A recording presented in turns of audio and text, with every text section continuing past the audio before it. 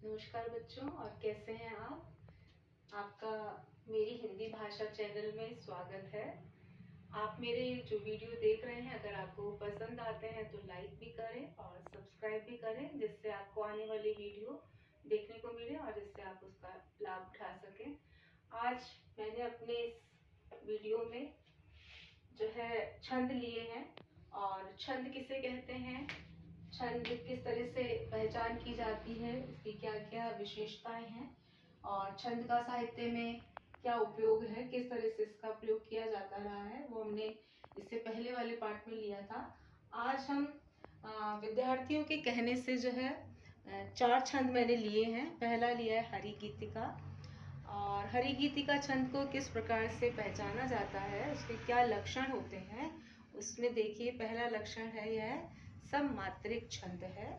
दूसरा लक्षण देखिए प्रत्येक चरण में 28 मात्राएं होती हैं, 16 और 12 पर यति होती है। इसमें 4 चरण होते हैं और प्रत्येक चरण के अंत में लघु और गुरु आता है। पांचवा इसका लक्षण है अधिकाष्ट है। हरि गीतिका छंद का प्रयोग ईश वंदना में किया जाता है। पुनः एक बार समझ लें, यह सममात्रिक छंद है।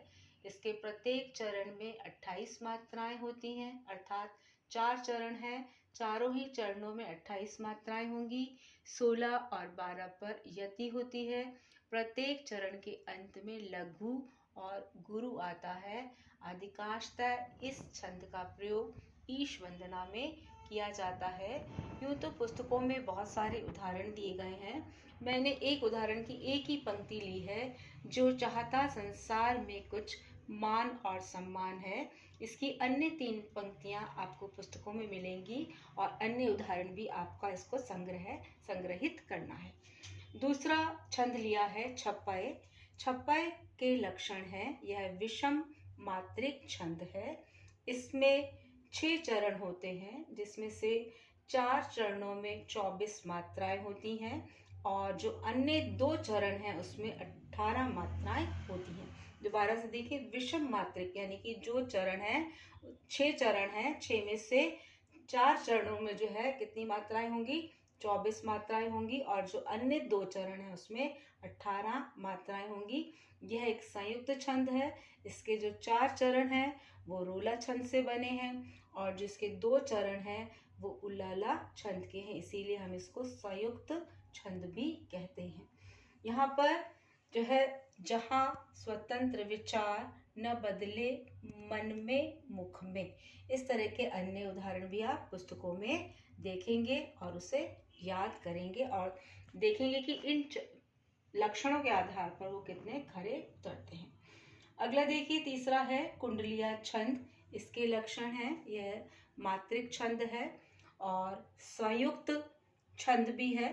अधिकांशतः यह छंद अब देखिए संयुक्त छंद किस प्रकार से है। इसमें जो 2 चरण हैं वो दोहा के हैं और जो 4 चरण हैं वो रोला के हैं और प्रत्येक चरण में 24 मात्राएं होती हैं। अधिकांशतः यह छंद जिस शब्द से प्रारंभ होता है उसी शब्द से इसका अंत होता है।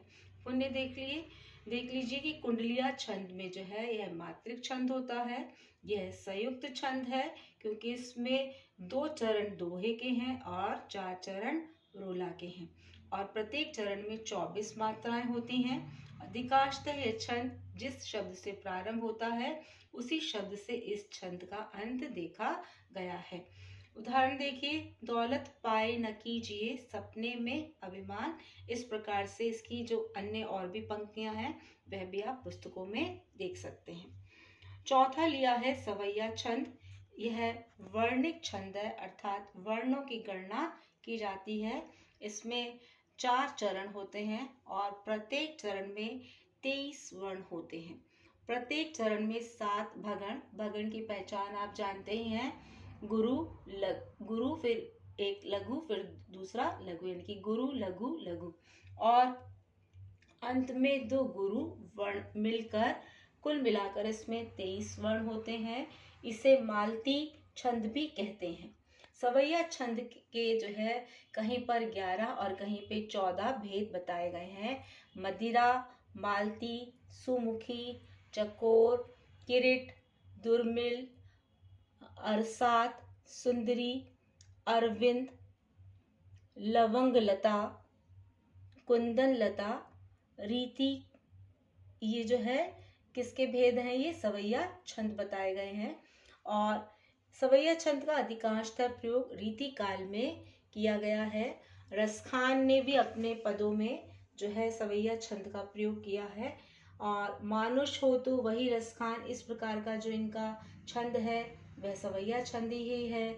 या लकुटी अरु कामरिया पर राज तिहु पुर को तजी डारो, इस प्रकार से जो है सवैया छंद का अधिकांशतः प्रयोग रसखान, कवि रसखान ने किया है।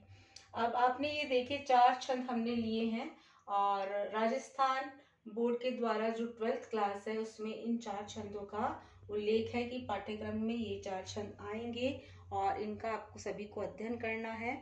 और मैंने अभ्यास कार्य के रूप में लिया है कि जो भी आपने ये छंद पढ़े हैं इनके उदाहरण आप प्रस्तुत करेंगे पुस्तकों के माध्यम से। और आपके पास तो मोबाइल भी आपके हाथ में रहता है तो आप नेट से भी सर्च कर सकते हैं और अपनी कॉपी में इसे उत्तर पुस्तिका में लिखेंगे। बच्चों, आपको यह कैसा लगा आप जो है बताएं। आपके सुझाव हों तो भी कमेंट बॉक्स में डालें। अगर आपको अच्छा लगे तो लाइक करें। जो आपके अन्य मित्र हैं उनको भी बताएं जिससे वो इसका लाभ उठा सके। धन्यवाद, नमस्कार।